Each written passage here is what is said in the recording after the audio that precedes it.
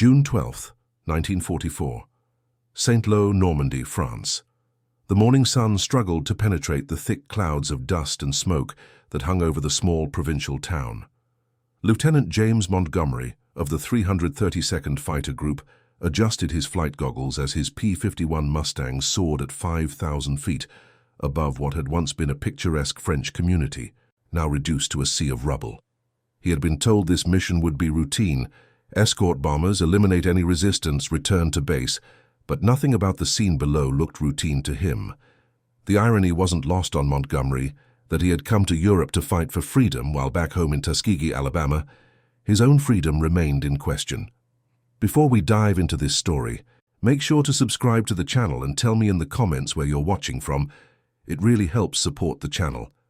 This is the untold story of how an encounter between two strangers from opposite sides of a terrible conflict would transcend the boundaries of nationality, duty, and the chaos of war, revealing how music can bridge divides that weapons only widen.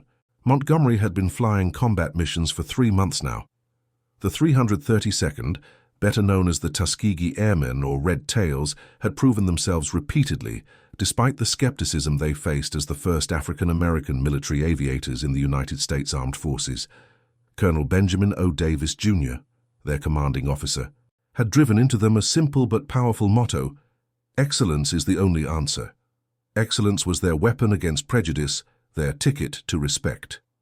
Melody leader to group, Titan formation, Montgomery called through his radio. Those clouds look thicker than intelligence reported. Roger that, Melody leader, came the response from his wingman, Lieutenant Calvin Porter. Any sign of those bandits intelligence warned about? Negative, but stay sharp. They have a habit of appearing when least convenient. Below them, the bombing campaign to disrupt German supply lines ahead of the Allied advance continued. The American and British High Command had determined that Saint-Lô was a critical transportation hub that needed to be neutralized. Strategic necessity translated into devastation for the ancient Norman town, with its narrow medieval streets and limestone buildings that had stood for centuries before crumbling under the weight of high explosives. Montgomery checked his fuel gauge, 78% remaining. Good. They had time to complete their escort mission and return to base in England. The Mustang was a marvel of engineering, with its Rolls-Royce Merlin engine giving it the range needed to escort bombers all the way to Berlin and back. The Germans had grown to fear the distinctive red-tailed aircraft, knowing their appearance meant their Luftwaffe fighters would face skilled and determined opposition. Hauptmann Werner Schmidt of Jagdgeschwader 26 watched the formation of American bombers from his hiding place above a cloud bank. His Messerschmitt Bf 109 had been modified with additional armor plating around the cockpit, protection that slowed the aircraft but had saved his life twice already. At 28 years old, Schmidt was a veteran with 62 confirmed aerial victories. The younger pilots called him Der Alte, the old man, despite his relatively young age. In fighter pilot terms, 28 with 3 years of combat experience made him practically ancient. Achtung, 4 P-51s at 2 o'clock high, radioed Unteroffizier Hans Müller, Schmidt's wingman. Red tails. Schmidt frowned beneath his oxygen mask. The red-tailed Mustangs had become a persistent problem. Their pilots flew with a determination that seemed to exceed mere military duty. Some of his colleagues attributed it to American recklessness, but Schmidt recognized it for what it was: men with something to prove. Hold position in the clouds, Schmidt instructed his 4-plane element.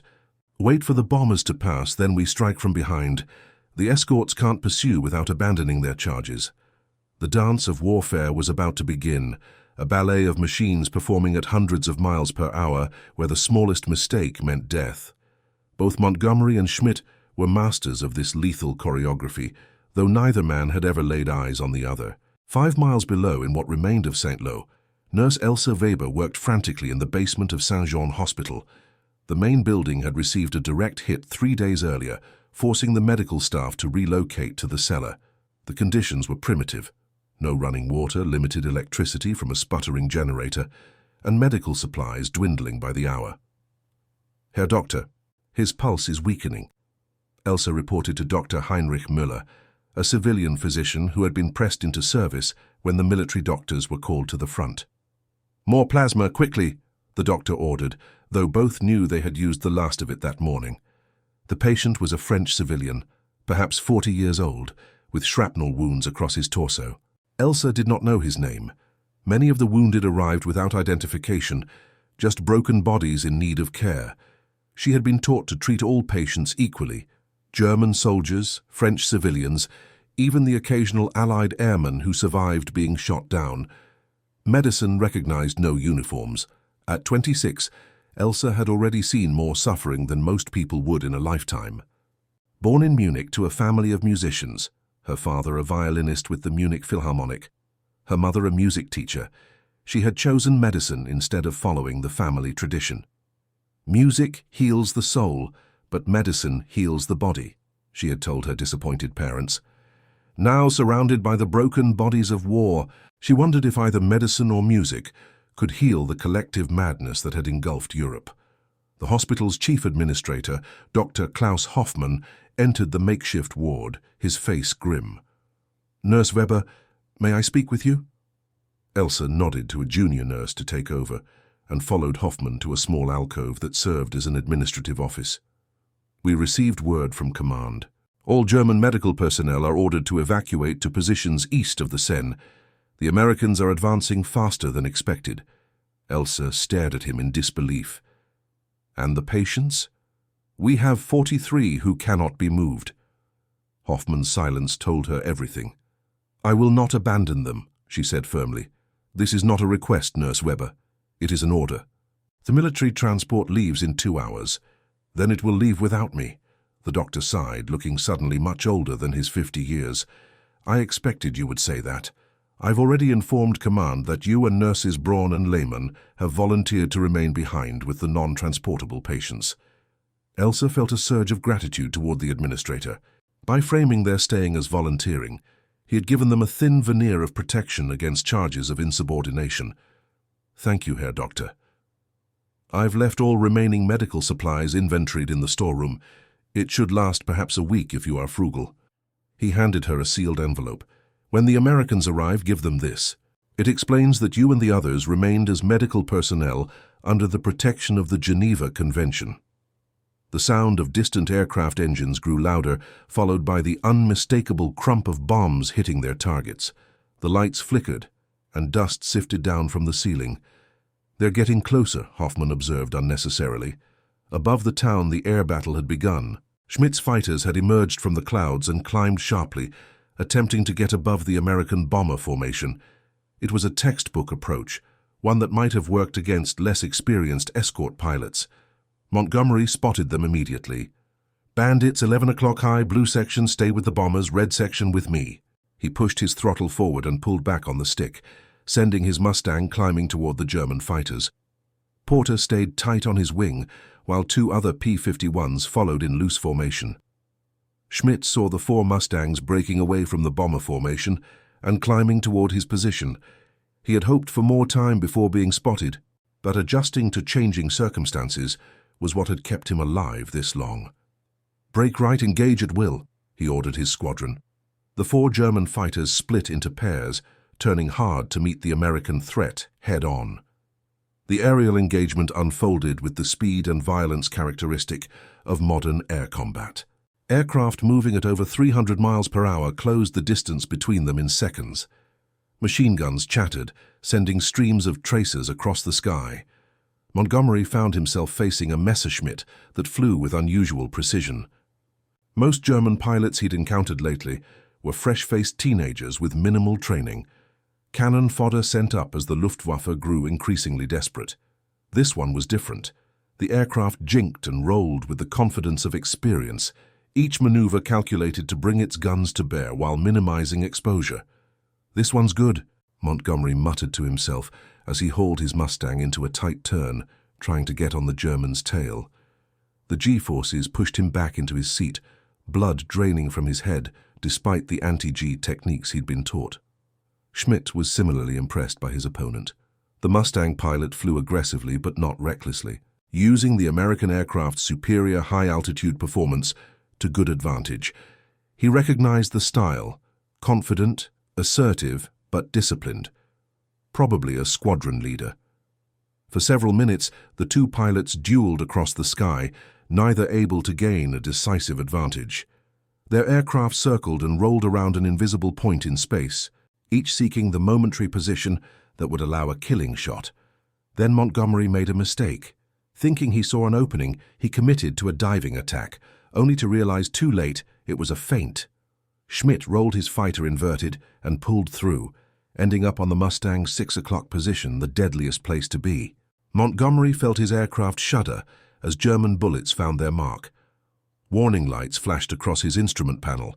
His hydraulic pressure dropped precipitously, and the control stick grew sluggish in his hand.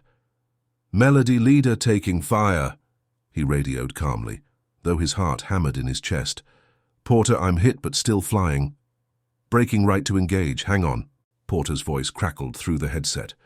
Montgomery jammed the stick left, trying to break the German's aim, but his wounded aircraft responded sluggishly. More bullets punched through his right wing, sending fragments of aluminum spinning away into the slipstream. Schmidt had the American fighter centered in his gun sight, his thumb hovering over the firing button for one final burst that would send the Mustang and its pilot plummeting to earth. In that moment, a curious thought crossed his mind. Who are you, who flies so well? What life did you live before the war made you my enemy? The moment of philosophical reflection cost him. A second Mustang flashed across his gun sight, guns blazing. Schmidt instinctively rolled away, breaking his attack on Montgomery. One of the American's bullets found its mark, punching through Schmidt's canopy and grazing his left arm. The sudden, burning pain caused him to flinch, sending his aircraft into a momentary spin before he regained control. "Hauptmann, are you hit?" Muller's voice called through the radio. "It's nothing. Break off and head east. We're too outnumbered." Schmidt took one last look at the red-tailed Mustang he'd nearly shot down.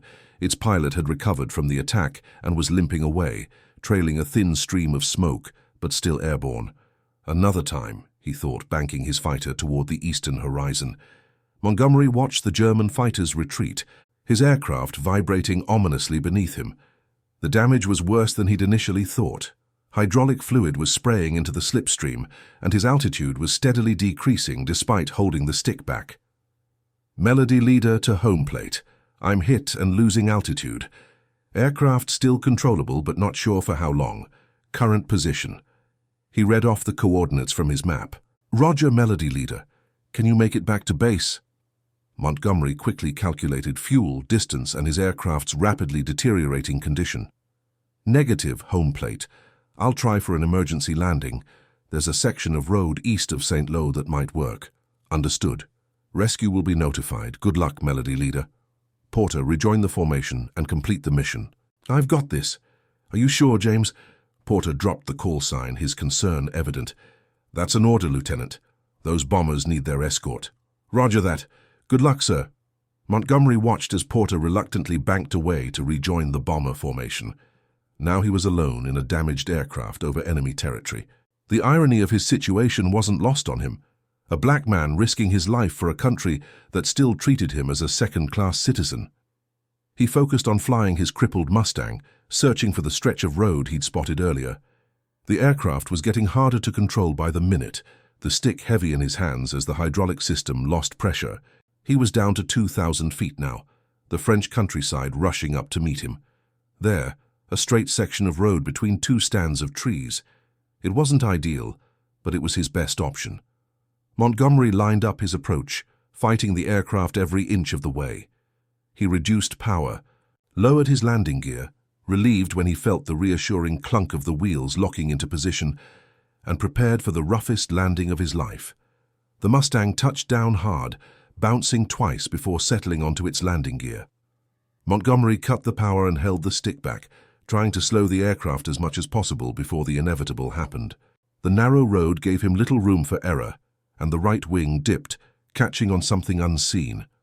The world spun violently around him as the aircraft ground-looped, skidding sideways until the landing gear collapsed under the strain. The Mustang slid on its belly across the road and into a field beyond, finally coming to rest against the stone wall of a farm building. For a long moment, Montgomery sat motionless in the cockpit, taking inventory of his body. His harness had held, preventing major injury, though his head had struck the gun sight, leaving a gash above his right eye that bled freely. His right leg throbbed painfully, likely a sprain from bracing against the rudder pedals during impact. The immediate danger wasn't over. The enemy could arrive any minute, and a downed American pilot, especially a black one, would face uncertain treatment. He needed to move. Montgomery released his harness and pushed the canopy open, wincing as his injured leg protested. He pulled himself out of the cockpit and dropped to the ground, nearly collapsing as his leg threatened to give way. Looking around, he saw that his aircraft had come to rest beside what appeared to be a storage shed attached to a larger stone building. His survival kit was still in the cockpit. He retrieved it, along with his service pistol, map, and emergency radio. Standard procedure called for destroying the aircraft to prevent sensitive equipment from falling into enemy hands. But he had neither the means nor the inclination to start a fire that would immediately announce his presence. Limping away from the downed Mustang, Montgomery surveyed his surroundings. He appeared to be on the outskirts of a small village. Smoke rose from several points within the settlement, evidence of recent bombing. The sound of distant artillery suggested the front lines were not far away. His immediate options were limited. He could try to evade capture and make his way toward Allied lines, though his injured leg would make that difficult. He could seek help from the local French population, hoping to find members of the resistance who might shelter him. Or he could hide and wait for the Allied advance, which intelligence suggested would reach this area within days. The decision was made for him when he heard the rumble of vehicles approaching. Military trucks by the sound of them. German reinforcements or troops in retreat. Either way, not people he wanted to meet. Montgomery quickly hobbled toward the village, reasoning that a populated area offered more hiding places than the open countryside. The pain in his leg slowed him considerably, and he could feel blood still trickling down his face from the cut above his eye. He used a handkerchief from his pocket to wipe it away, careful not to leave a blood trail. The village was eerily quiet as he entered its narrow streets. Many buildings showed signs of damage from recent bombing, with shattered windows and collapsed walls. He saw no civilians. They had either evacuated or were hiding in cellars. A church at the center of the village had lost its steeple, the bell lying amidst rubble in the square. As he passed a particularly damaged structure, Montgomery heard a sound that froze him in place, a weak cry for help. He hesitated. Investigating could expose him to capture, but walking away from someone in distress went against everything he believed in. "Hello?" he called softly, moving toward the partially collapsed building. "Is anyone there? Hilfe! Bitte!" The voice was faint, female, and German.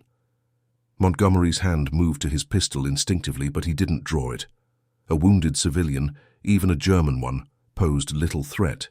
He stepped carefully through what had once been a doorway, into a dimly lit interior. The building had been some kind of medical facility. He could see broken equipment and overturned beds among the debris. The bombing had caused part of the upper floor to collapse into the ground level, creating a chaotic maze of rubble and twisted metal. "Where are you?" he called. "Here, under the beam." The voice switched to accented English, as if the speaker had recognized his American accent. Montgomery followed the sound to a corner where a support beam had fallen, pinning someone beneath it. As his eyes adjusted to the dim light, he saw a woman in a nurse's uniform half buried under debris. Her blonde hair was matted with dust, and a dark stain spread across her side. "Hold on. I'll try to help you," he said, holstering his pistol and looking for a way to lift the beam. The woman's eyes widened as she got a clear look at him, not just at his American uniform, but at his face. "You are American?" she asked hesitantly. "Lieutenant James Montgomery, United States Army Air Forces," he confirmed, looking around for something he could use as a lever. "What's your name?" "Elsa Weber," she replied after a moment's pause. "Nurse." Montgomery found a piece of metal pipe that looked sturdy enough to serve as a pry bar. He wedged it under the beam and put his weight against it, gritting his teeth against the pain in his injured leg. The beam lifted slightly. "Can you move?" he asked, straining to hold the weight. Elsa tried to pull herself free, but cried out in pain. "My leg! I think it is broken." Montgomery couldn't hold the beam indefinitely. He looked around desperately and spotted a chunk of concrete nearby.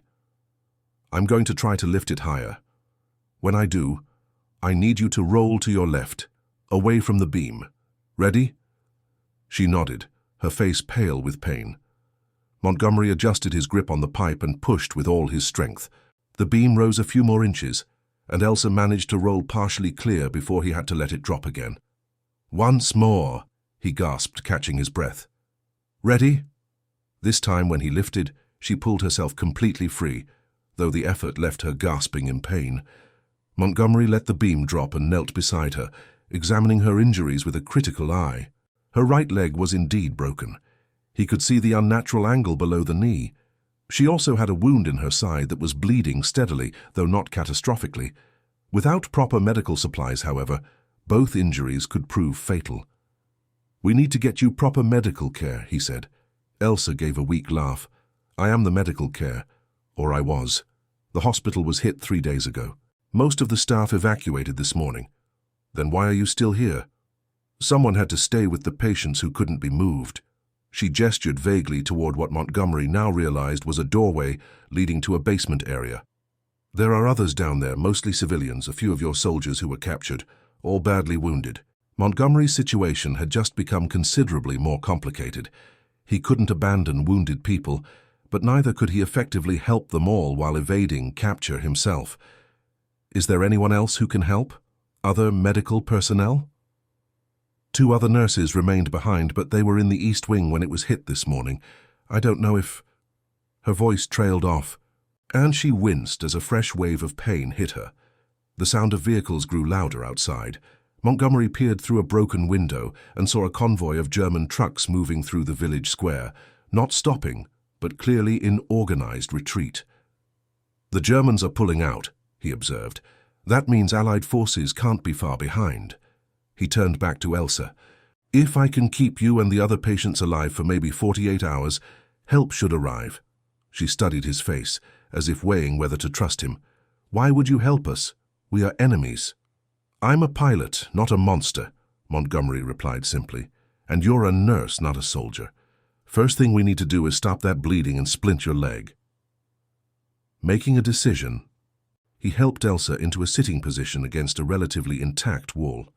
"I have a first aid kit in my survival pack. Not much, but it's something. Can you tell me what supplies you have left?" "In the basement storeroom we have some bandages, a little sulfur powder, some morphine. No plasma or antibiotics left." "That'll have to do. I'm going to check on the other patients, then come back for you. Will you be all right for a few minutes?" She nodded, though her face was growing increasingly pale.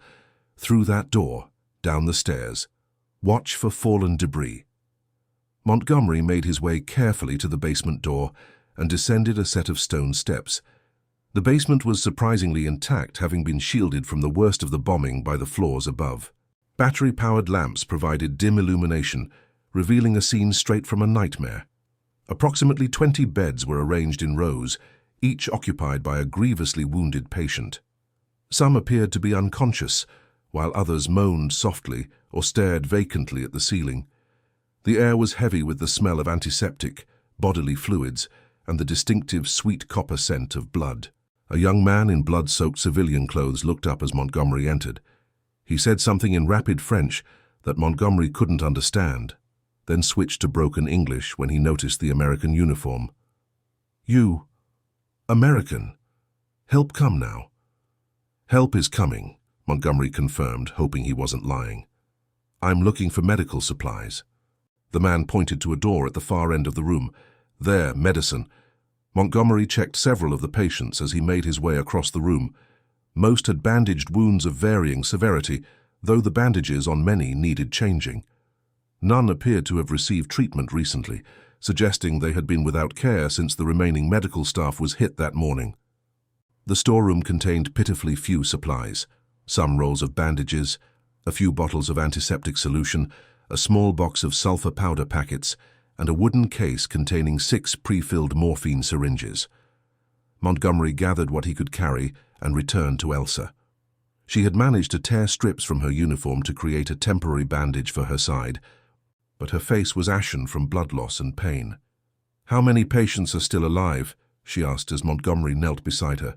I counted 17, most stable for now, but several will need attention soon. Montgomery cleaned and properly bandaged Elsa's side wound, relieved to find it wasn't as deep as he'd feared. The broken leg was more problematic. He found 2 pieces of wooden debris that would serve as splints and used bandages to secure them. This is going to hurt, he warned before straightening her leg.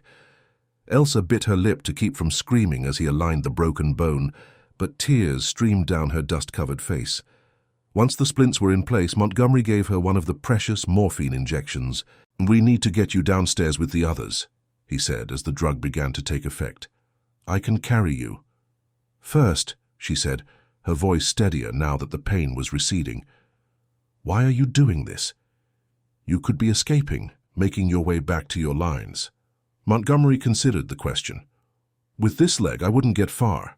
Besides, my grandfather was a doctor in Mississippi. He taught me that a healer's first duty is to those who need help, regardless of who they are. Your grandfather sounds like a wise man. He was. Taught himself medicine from books because they wouldn't let a black man attend medical school in those days, then taught himself to read from medical texts because they wouldn't let a slave learn to read. Elsa's eyes widened slightly. He was a slave, yes, until he was 16. That was before the Civil War. Montgomery carefully lifted her, mindful of her splintered leg. My father wanted me to follow in his footsteps, become a doctor, but I fell in love with airplanes instead. As he carried her down to the basement, Elsa studied his face. I think I saw your airplane fall. The one with the red tail. That's right. Got shot up pretty bad by one of your fighter pilots. Did you? Were you able to? Montgomery understood what she was asking. No, I didn't shoot him down. He was good. Too good for me, if I'm being honest. Probably the best pilot I've ever faced. So you are both still alive because of skill. That seems right somehow. Montgomery placed her carefully on an empty cot in the corner of the basement, positioning her so she could oversee the room. Despite her injuries, she immediately began giving instructions. The man in the third bed needs his dressings changed first. The woman beyond him had abdominal surgery 2 days ago. Check for signs of infection. For the next several hours, Montgomery worked under Elsa's guidance, changing bandages, administering what little medication they had, and doing his best to comfort the patients. Some were French civilians, others German soldiers, and a few were Allied personnel who had been captured before the German retreat. All were in similarly dire condition, and none seemed concerned with the nationality of those treating them. As night fell, the distant sound of artillery grew louder. The Allied advance was continuing, but not fast enough for many of these patients. Without proper medical care, antibiotics and blood transfusions, several would not survive another day. Montgomery had just finished changing the bandage on a young German soldier's arm when Elsa called him over.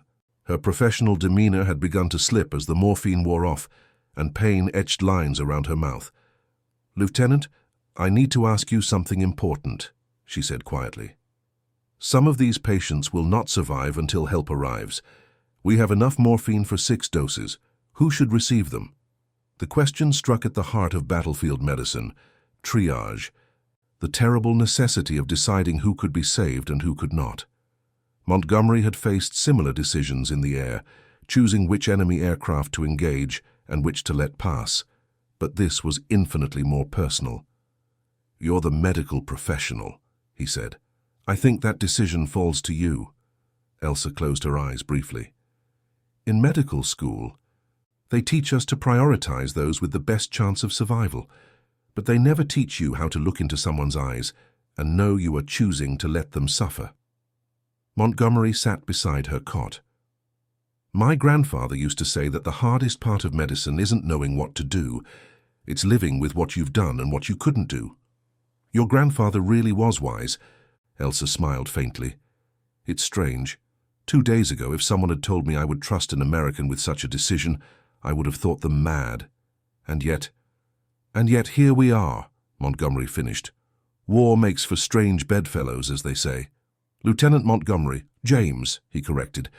"If we're making life and death decisions together, you might as well use my first name." "James, then, and I am Elsa." She hesitated. "There is something else in the storeroom that might help. Behind the last shelf there is a bottle of schnapps, Dr. Hoffman's private reserve. He left it behind when they evacuated." Montgomery raised an eyebrow.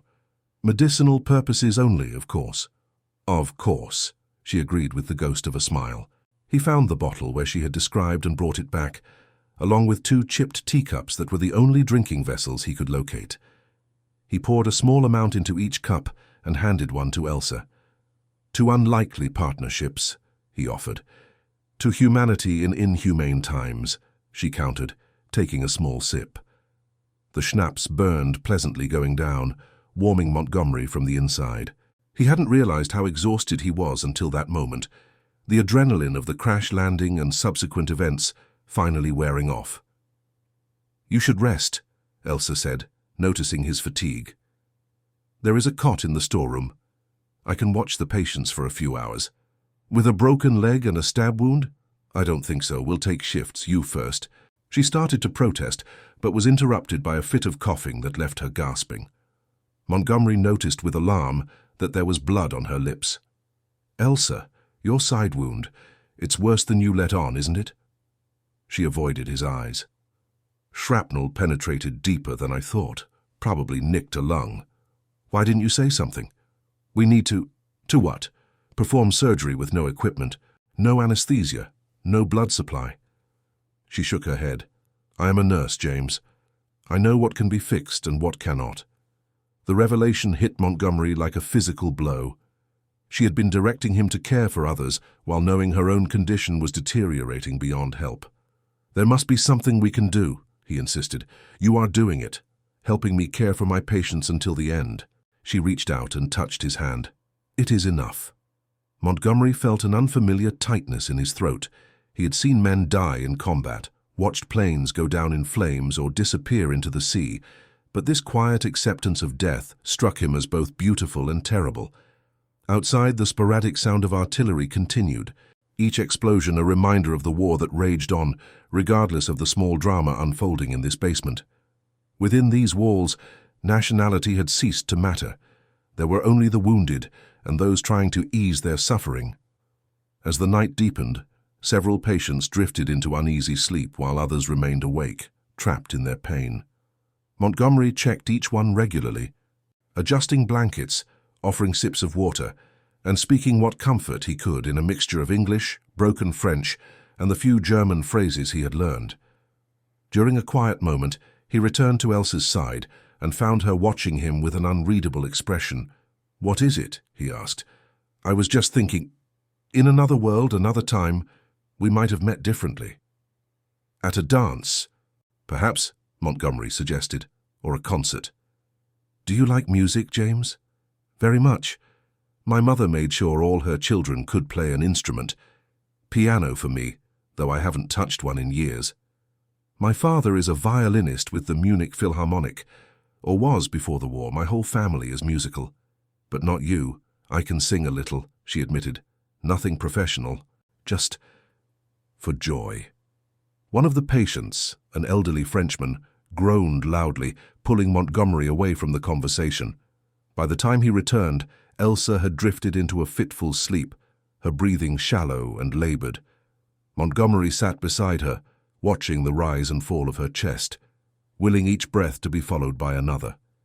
In just hours, this woman had shifted in his mind from enemy to colleague to something more difficult to define. A fellow soul caught in the machinery of war, perhaps. The world outside would label them adversaries, but here, in this basement sanctuary, such distinctions felt meaningless. He checked his watch, just past midnight. The Allied advance would continue at dawn, pushing ever closer to their position. If they could hold out for one more day, help might arrive, but looking at Elsa's pale face, he wondered if she had that long. The elderly Frenchman began to moan again, this time forming words in his delirium. "Maman, j'ai peur. Maman. Mother, I'm afraid." Even without speaking French, Montgomery understood the universal cry of a frightened child calling for comfort. He moved to the man's bedside and took his gnarled hand. "It's all right," he said softly. "You're not alone." The man's eyes opened, cloudy with confusion. "Chantez pour moi," he whispered. "Comme avant." Montgomery didn't understand the words, but the pleading in the man's voice was clear. He was asking for something Montgomery couldn't provide. "James," Elsa's voice came weakly from her cot. "He wants you to sing for him, like someone did for him before." "I don't know any French songs," Montgomery replied. "It doesn't matter. Music transcends language." Montgomery hesitated, then began to sing softly. The only song that came to mind, a spiritual his grandmother had taught him. "Swing low, sweet chariot." His voice, a rich baritone rarely used since his childhood choir days, filled the basement with its warm tones. The spiritual's comforting melody seemed to calm the elderly Frenchman, his breathing becoming more regular as Montgomery continued singing. The other patients who were awake turned toward the sound, their pain momentarily forgotten as the music washed over them. When Montgomery finished the song, the basement remained silent for several heartbeats, as if no one wanted to break the spell his voice had cast. "That was beautiful," Elsa said softly. "What was it called?" "Swing Low, Sweet Chariot," Montgomery replied. "It's a spiritual, a song my people created during slavery. A song about hope for deliverance." "Sing another," requested a young French woman from her cot near the wall. Montgomery smiled and began "Wade in the Water," another spiritual his grandmother had taught him. This one had a stronger rhythm, and he found himself tapping his foot against the stone floor as he sang. To his surprise, Elsa began to hum along, quickly finding the harmony. When he glanced at her questioningly, she smiled. "Music is a universal language," she whispered between verses. "I told you my family was musical." For several minutes, the basement was transformed, no longer a makeshift hospital filled with the wounded and dying, but a concert hall where suffering was temporarily banished by the power of human voice. Montgomery sang song after song, spirituals, popular tunes, even fragments of opera arias he remembered from his mother's records. The patients who could applauded weakly. Those who couldn't manage even that offered grateful smiles or tears that spoke more eloquently than words. As Montgomery concluded, "Amazing grace," he noticed Elsa watching him with an intensity that made him self-conscious. "What is it?" he asked.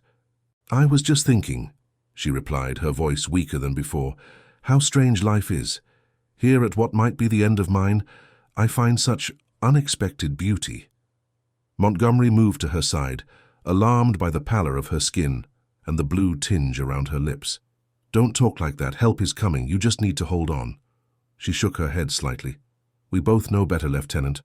My medical training tells me what my body is doing." She coughed and fresh blood appeared on her lips. "The shrapnel has caused internal bleeding, without surgery, without transfusions." Montgomery took her hand, surprised by how cold it felt. "Then we'll do surgery. Tell me what to do and I'll do it." "With what?" she asked gently. "No anesthesia, no sterile environment, no surgical instruments. It would only hasten the inevitable." She squeezed his hand weakly. "But I am not afraid, not anymore." "Why not?" "Because I am not alone, and because I have heard such music."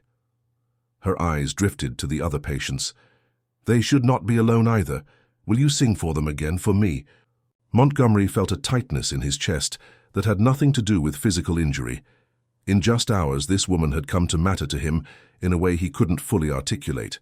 Not romance, there wasn't time for that, but a connection that transcended their circumstances, their nationalities, even the war that had brought them together. "What would you like to hear?" he asked. "Something from your heart," she replied. "Something that speaks to who you are." Montgomery thought for a moment, then began to sing Deep River, one of the most poignant spirituals he knew. His voice, rich with emotion, filled the basement with its mournful beauty.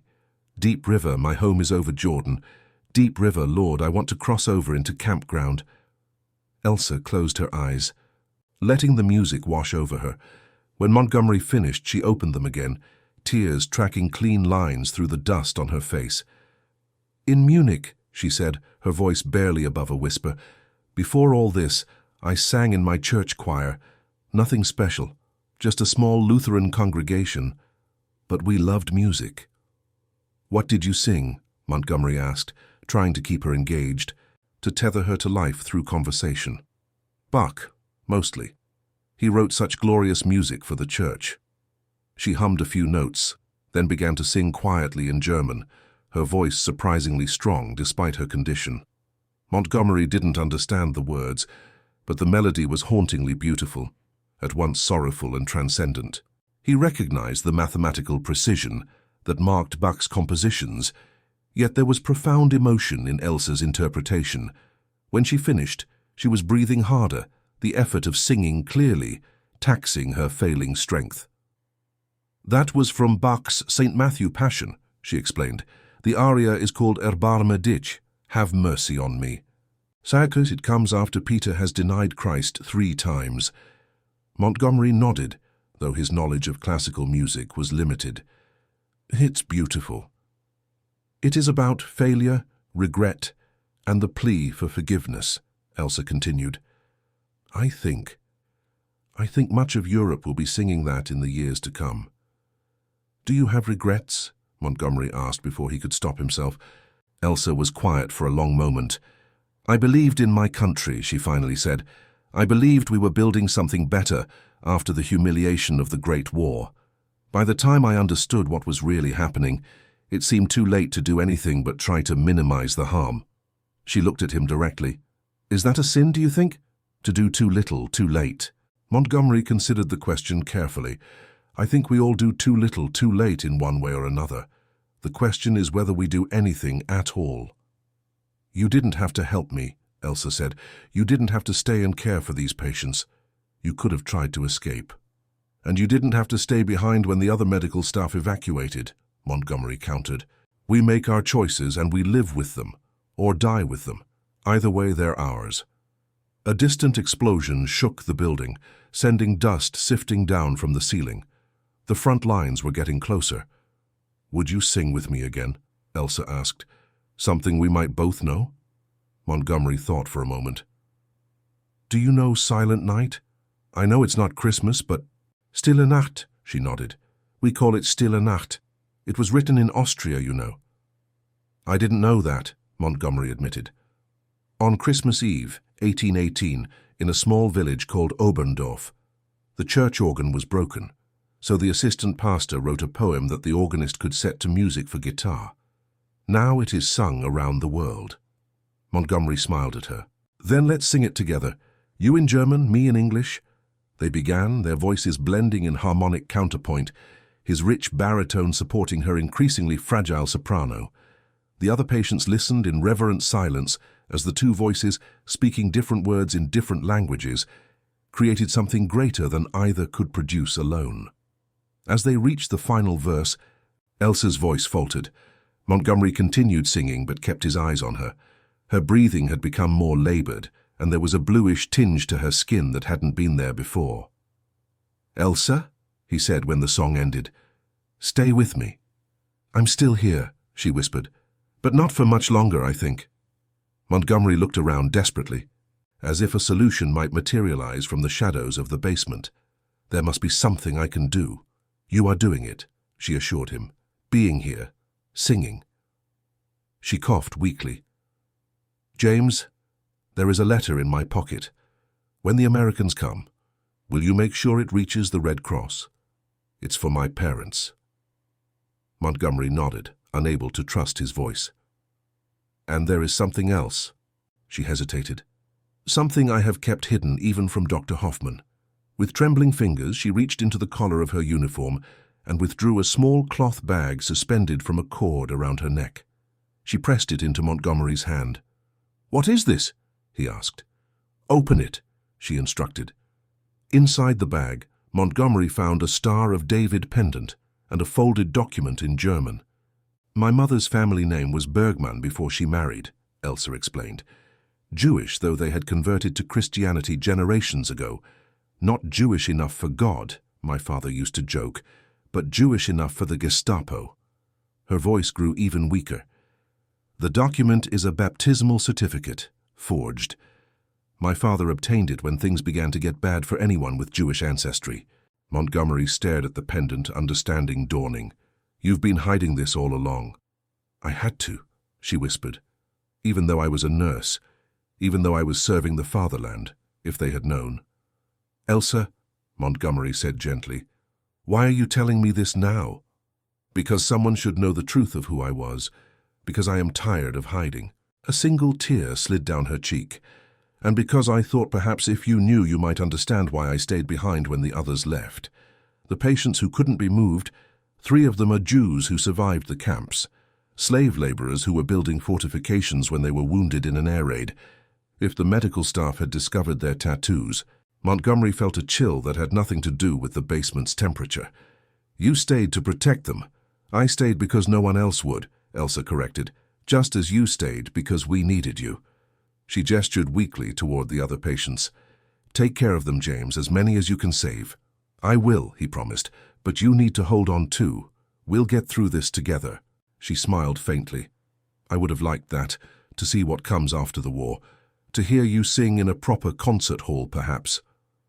Then stay alive, and I'll arrange it, Montgomery urged. First stop after the war, a concert in Paris, then London, New York, Chicago. A world tour, Elsa's smile widened slightly. Ambitious for an amateur singer. I've always aimed high, Montgomery replied, trying to match her light tone despite the ache in his chest. My father says it's my best and worst quality. Tell me about your family, she requested, about your home. Montgomery recognized what she was doing, seeking connection, human stories to focus on as her body failed her. He obliged, describing his childhood in Macon, Georgia, his 4 siblings, his father's medical practice, and his mother's insistence that all her children receive a musical education alongside their academic studies.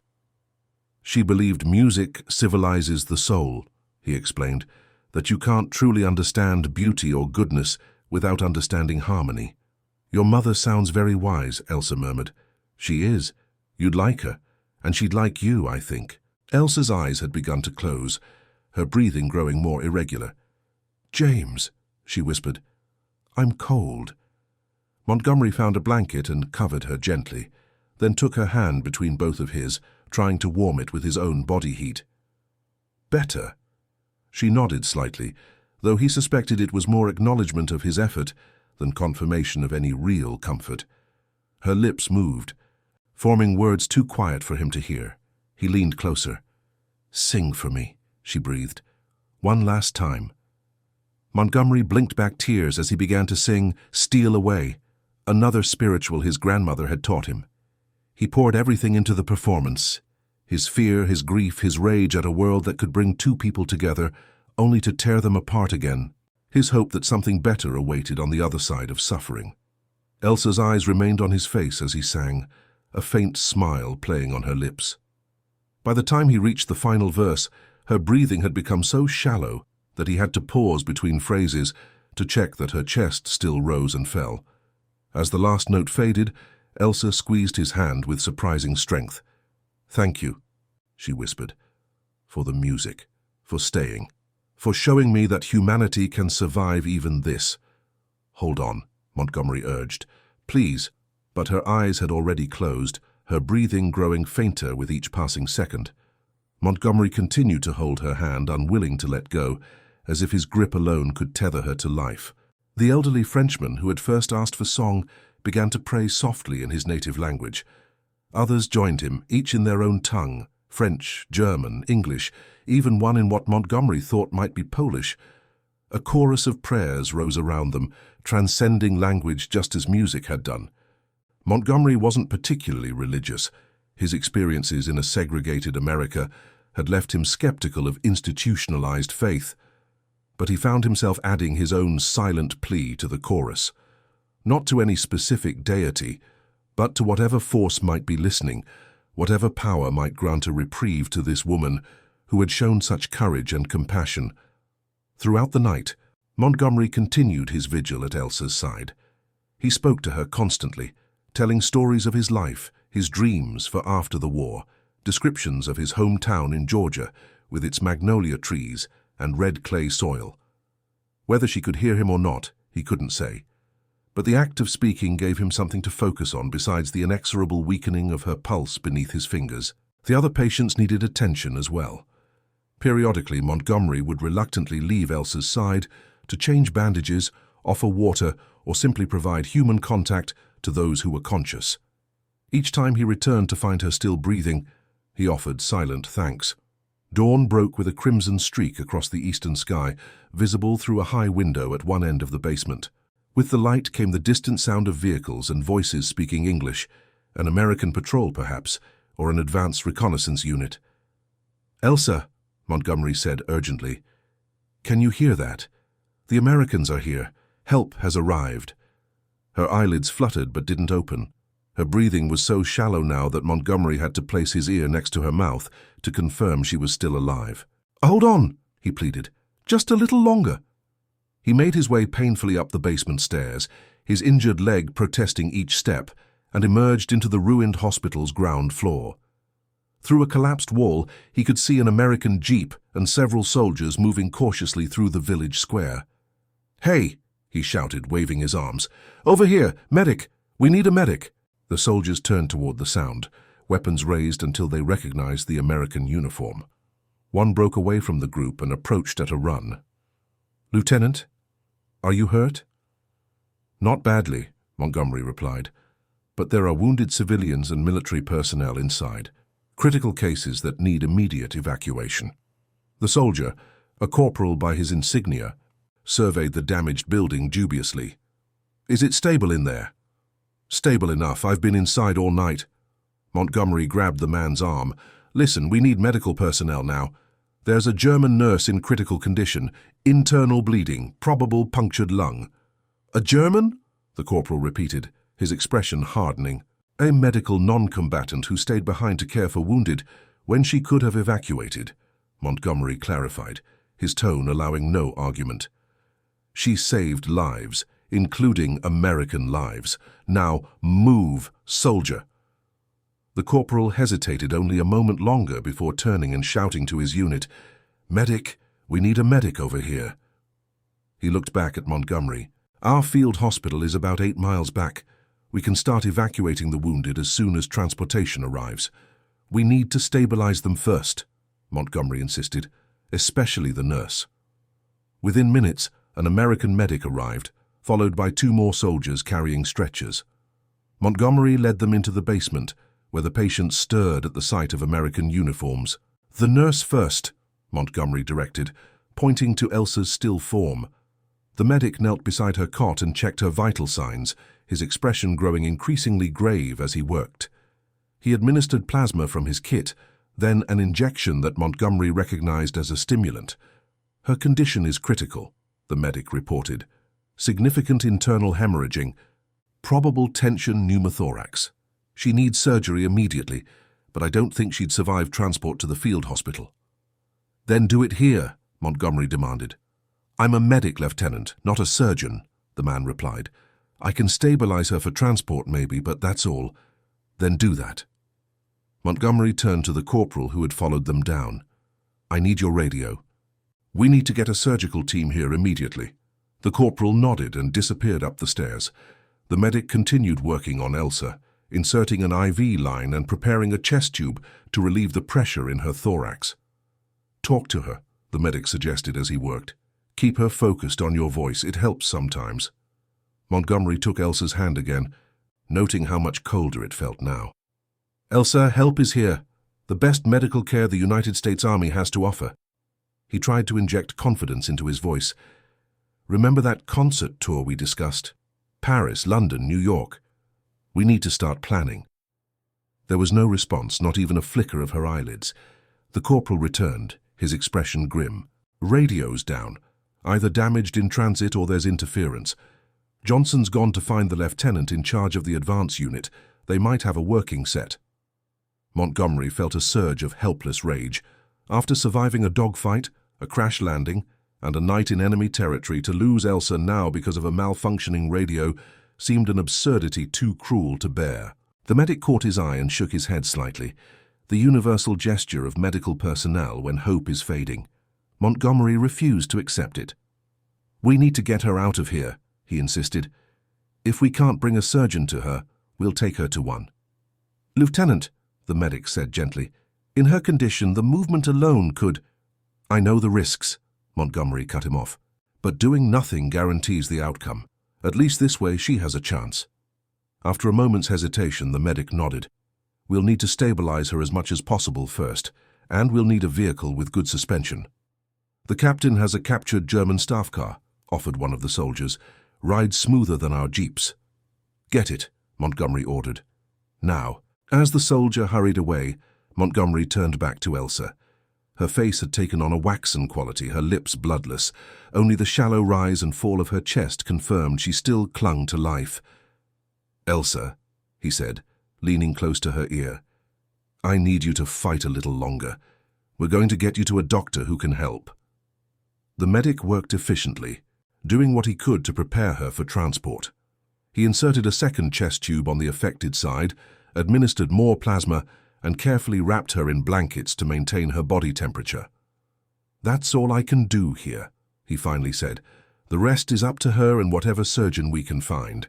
The soldier returned with news that the car was ready. Together, they carefully transferred Elsa to a stretcher and began the delicate process of moving her up the basement stairs and out to the waiting vehicle.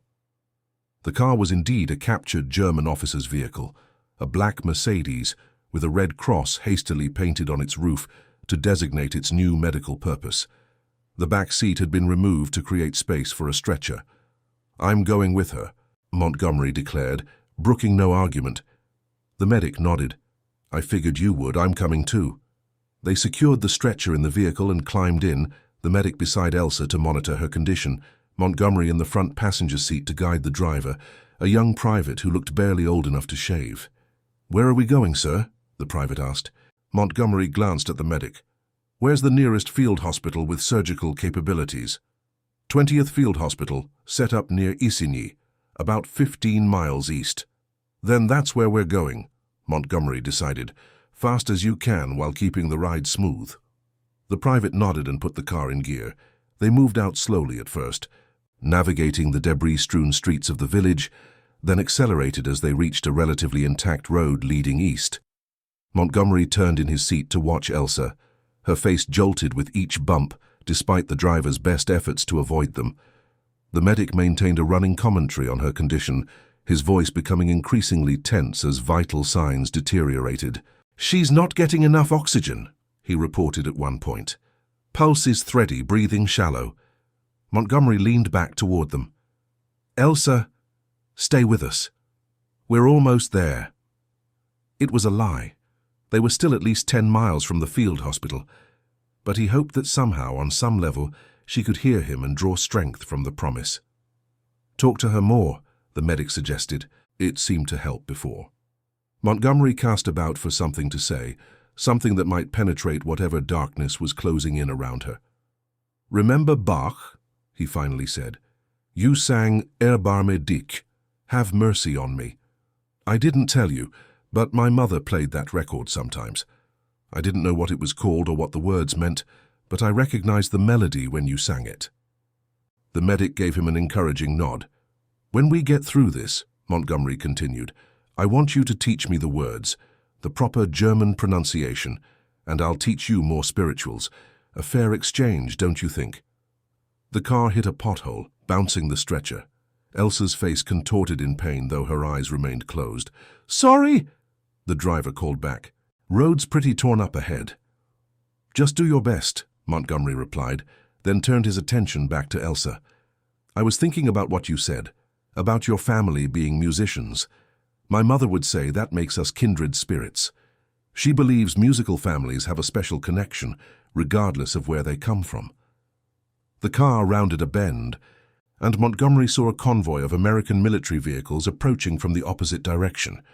The driver slowed, uncertain. Pull over and flag them down, Montgomery ordered. They might have a medical officer with them. The private obeyed, bringing the Mercedes to a careful stop at the side of the road and jumping out to wave down the convoy. The lead jeep slowed, then stopped beside them. What's the situation, soldier? Asked the officer in the passenger seat. Medical emergency, sir, the private reported. We have a critical casualty in need of immediate surgical intervention.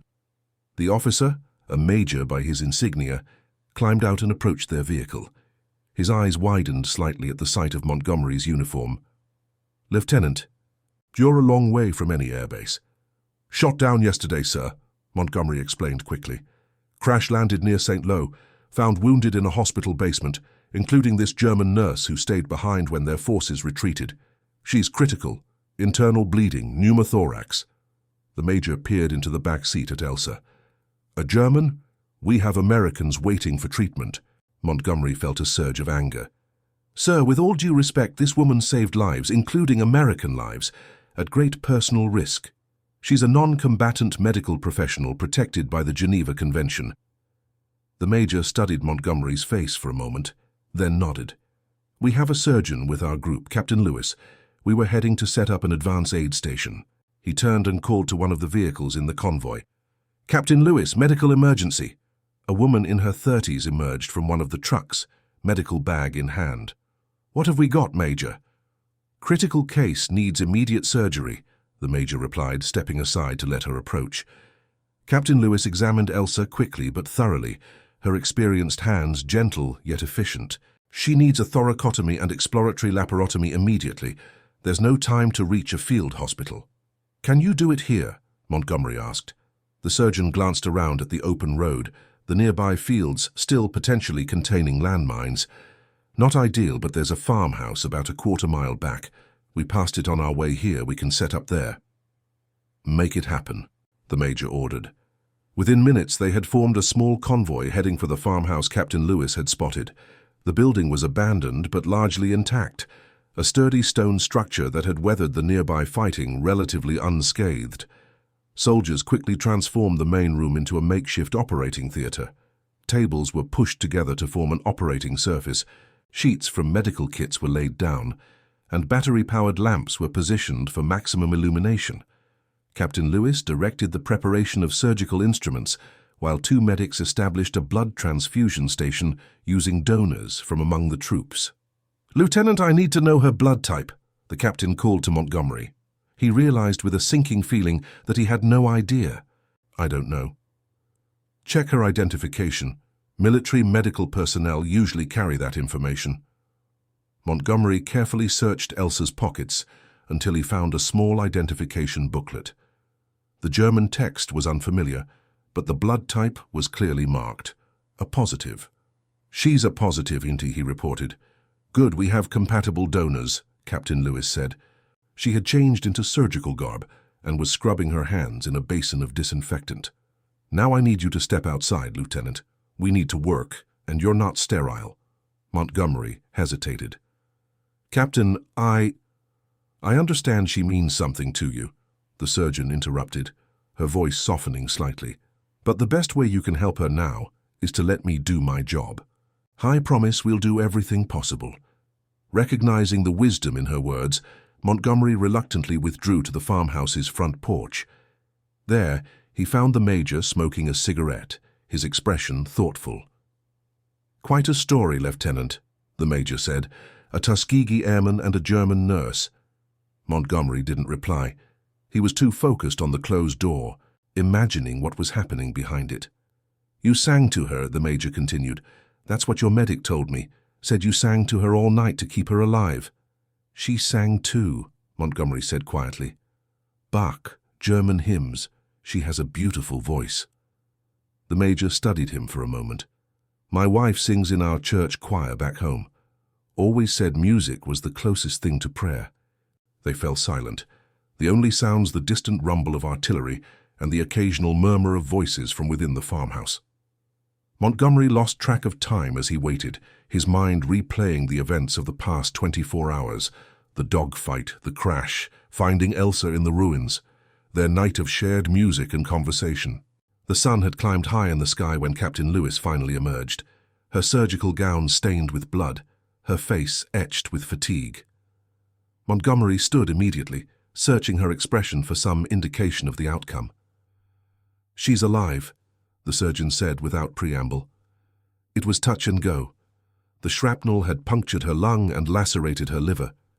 She lost a tremendous amount of blood. "But she'll recover?" Montgomery pressed. Captain Lewis's expression remained guarded. "She's extremely weak. The next 24 hours will be critical. If she makes it through tonight, her chances improve significantly. Can I see her? The surgeon nodded. Briefly. She's still unconscious from the anesthesia, but hearing a familiar voice sometimes helps. Montgomery followed her back into the farmhouse.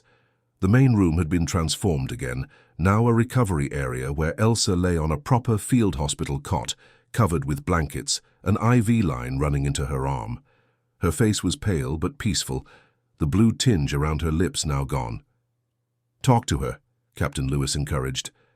"Let her know she's not alone." Montgomery sat beside the cot and took Elsa's hand. It felt warmer than before, a good sign, he hoped. "Elsa," he said softly, "you made it through surgery.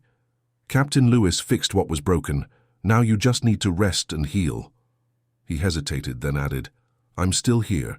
I'm not going anywhere until I know you're all right." There was no response. But he hadn't expected one. The important thing was that she was alive, that her chest rose and fell with greater strength than before, that her pulse, when he found it at her wrist, beat steadily beneath his fingers.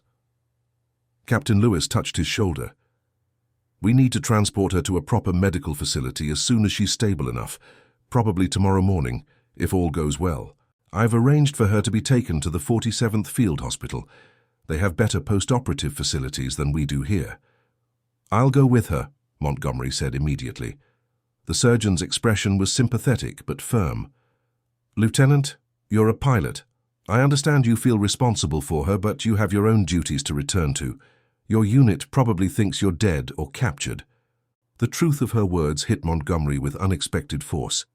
In the intensity of the past 24 hours, he'd almost forgotten that he had a life beyond this farmhouse, beyond Elsa's bedside. There was a war still raging, a squadron missing one of its pilots, missions that needed to be flown. "I need to know she'll be treated properly," he insisted. "She's German, but she's also part Jewish. She protected Jewish patients at great personal risk." Captain Lewis raised an eyebrow. "I didn't know that. Don't worry, Lieutenant. I'll make sure her full story is included in her medical record. She'll receive the care she needs." "And after," Montgomery pressed, "what happens to her when the war ends?" "That's beyond my authority," the surgeon replied honestly, "but I'll include your statement in my report. It could make a difference." Montgomery nodded, not entirely satisfied but recognizing the limits of what could be promised in the midst of a global conflict. He turned back to Elsa, studying her face as if to memorize every detail. "Can I stay with her tonight?" he asked. "Just until morning. Then I'll report back to my unit." Captain Lewis hesitated, then nodded. "I'll arrange it. You look like you could use medical attention yourself, Lieutenant. That leg doesn't look good, and the cut above your eye probably needs stitches." "I'm fine," Montgomery insisted, though now that she mentioned it, his leg throbbed painfully, and he felt lightheaded from exhaustion and hunger. "Medic's orders," the surgeon said firmly. "Let us patch you up. You're no good to her if you collapse." Recognizing the wisdom in her words, Montgomery allowed himself to be treated. The cut above his eye received 4 stitches, and his leg, a severe sprain rather than a break, was properly wrapped. He ate the field rations they provided and drank 2 canteens of water, suddenly aware of how dehydrated he had become. Throughout the afternoon he remained at Elsa's side, speaking to her softly, sometimes singing quietly when they were alone. As evening approached, she began to stir, her eyelids fluttering. "Elsa!" Montgomery leaned forward eagerly. "Can you hear me?"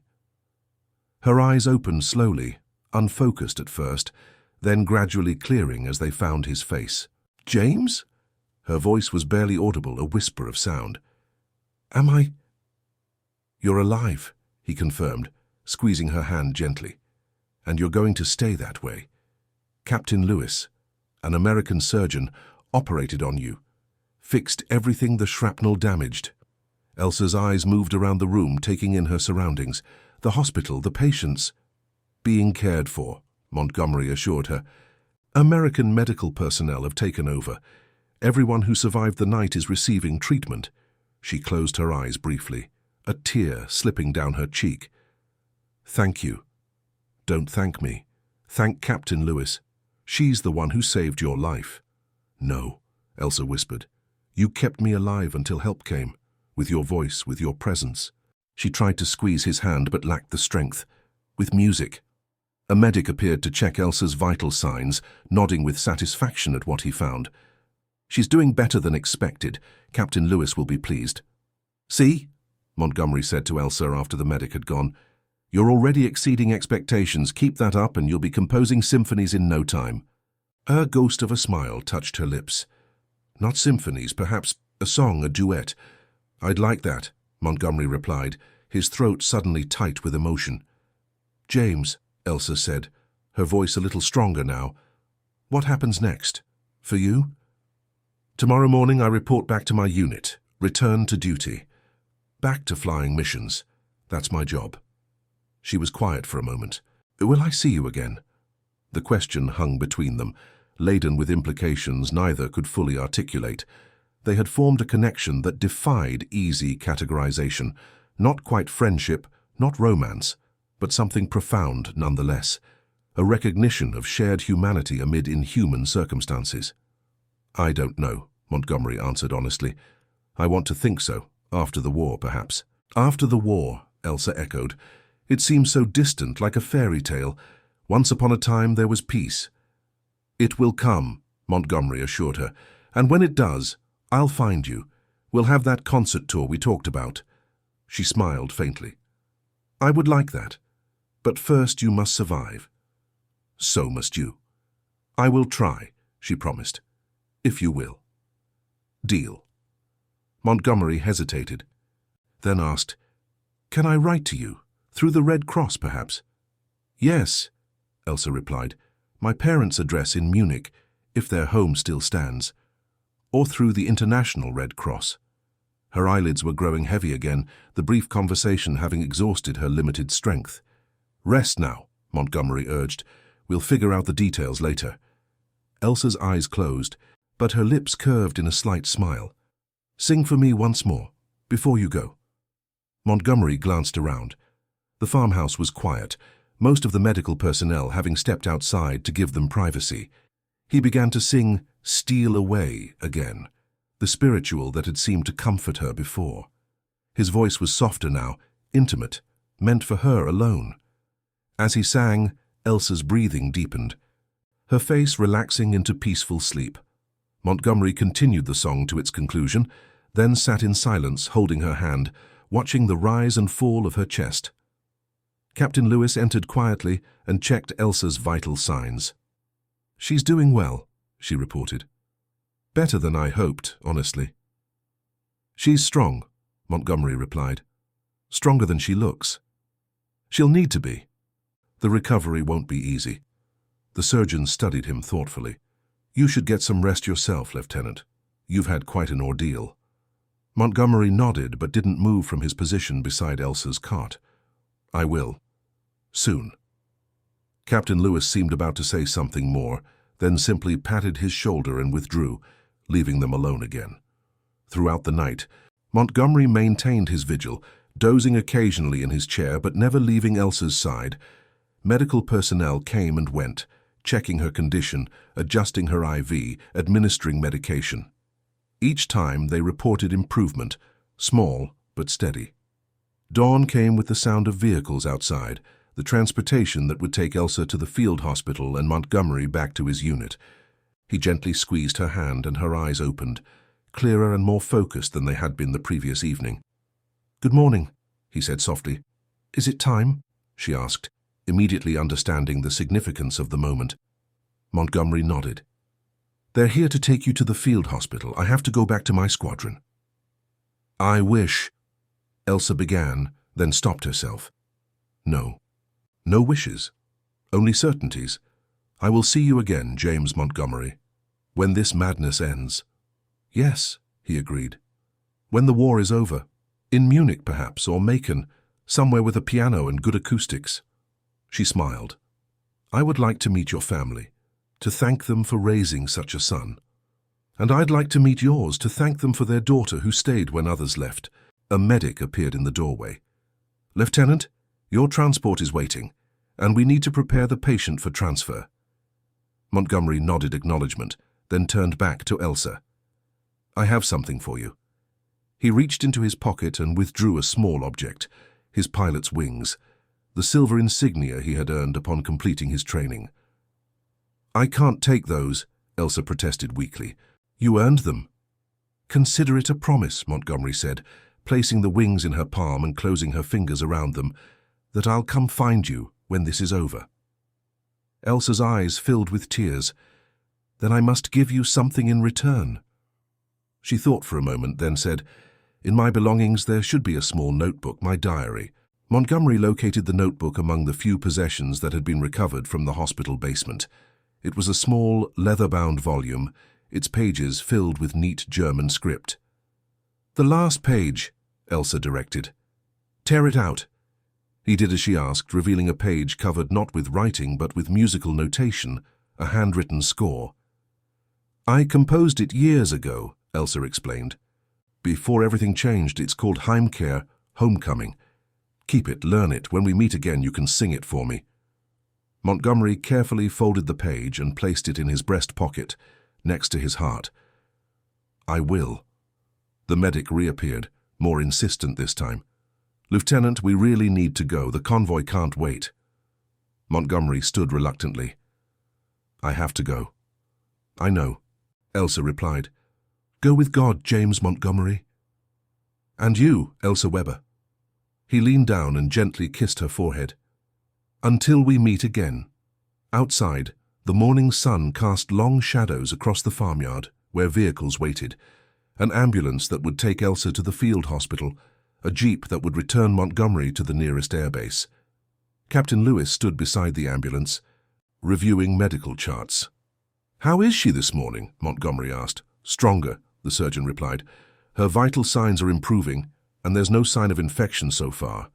She's not out of danger yet, but I'm cautiously optimistic. Thank you, Montgomery said sincerely. For everything. Captain Lewis nodded. I've included a full report on her actions. Protecting Jewish patients. Staying behind when others evacuated. It won't be forgotten. Montgomery climbed into the waiting jeep, watching as medics carefully transferred Elsa to the ambulance. Just before they closed the doors, she turned her head, and their eyes met one last time. No words were necessary. Everything that needed to be said had been spoken during their brief, intense time together. The jeep pulled away, heading west toward the temporary airfield, where the remnants of the 332nd Fighter Group waited for news of their missing pilot. Montgomery felt the weight of the folded sheet of music in his pocket and found himself humming the melody he had heard Elsa sing, Erbarme dich, have mercy on me. 3 weeks later, Montgomery was back in the air, piloting a replacement P-51 Mustang with his squadron's distinctive red tail. The war continued. More missions, more dogfights, more uncertainty. But now he flew with something beyond duty driving him. He flew to end the madness sooner, to hasten the day when music could replace the sound of engines and gunfire, when people could meet as people rather than as enemies. On the ground between missions, he practiced the song Elsa had given him, learning to shape his voice to the unfamiliar German words she had penciled beneath the notes. Heimkehr, Homecoming. A song about returning to a place of peace. The war in Europe ended on May 8, 1945. Lieutenant James Montgomery was among the Tuskegee Airmen, who returned home to an America still struggling with its own contradictions, a nation that had fought fascism abroad while maintaining segregation at home. He resumed his interrupted studies at Howard University, earning a degree in music education. In the summer of 1947, a letter arrived from the International Red Cross. It contained a forwarded note written in a familiar hand. Dear James, I hope this finds you well and at peace. I have thought often of our brief time together and the music we shared. I am living in Salzburg now, teaching music at a small school. My parents did not survive the war. Their home in Munich was destroyed in the bombing, but I have found a new family among my colleagues and students. The world is rebuilding slowly. There is much to mourn, but also much to celebrate. Music helps with both. I still have your wings. They remind me daily of the man who sang to keep my spirit in this world when my body was ready to leave it. If you are ever able to visit Europe again, I would very much like to hear you sing Heimkehr. I imagine you have made it your own by now. With gratitude and friendship, Elsa Weber 6 months later, James Montgomery stood on a stage in Salzburg, Austria. The small concert hall was filled to capacity, mostly students and faculty from the music school where Elsa now taught. She sat in the front row, her blonde hair now cut short in the modern style, her face healthy and animated, showing no trace of the wounds that had nearly taken her life. Montgomery had spent the intervening years learning German, mastering the song she had given him, preparing for this moment. As the pianist played the introduction, he found Elsa's eyes in the audience and held her gaze. Then he began to sing Heimkehr, his rich baritone filling the hall with a melody born in Munich, preserved through war and now returned home, a musical journey mirroring the human one that had brought him back to her. When he finished, there was a moment of profound silence before the audience erupted in applause, but Montgomery heard none of it. He was watching Elsa, who sat with tears streaming down her face, her hand pressed against her heart where he knew his pilot's wings still rested. Later, at a small reception following the concert, they stood together near a window overlooking the Austrian mountains. "Your German is excellent," Elsa commented. "Much better than my English was when we met." "I had good motivation to learn," Montgomery replied. "A promise to keep." "And you kept it beautifully." She studied his face. "Are you happy, James, in your life back in America?" "I'm teaching music to children," he said, "helping them find their voices. It's good work." He didn't mention the continuing struggles, the barriers that remained despite his service. Some burdens didn't need to be shared. "And you?" he asked. "Are you happy here?" Elsa looked out at the mountains. "I am at peace. It's not the same thing, perhaps, but it's enough." She turned back to him. "I never thanked you properly, you know, for staying when you could have gone, for singing when there was nothing else to be done." "You never needed to thank me," Montgomery said. "What happened between us? It was something larger than either of."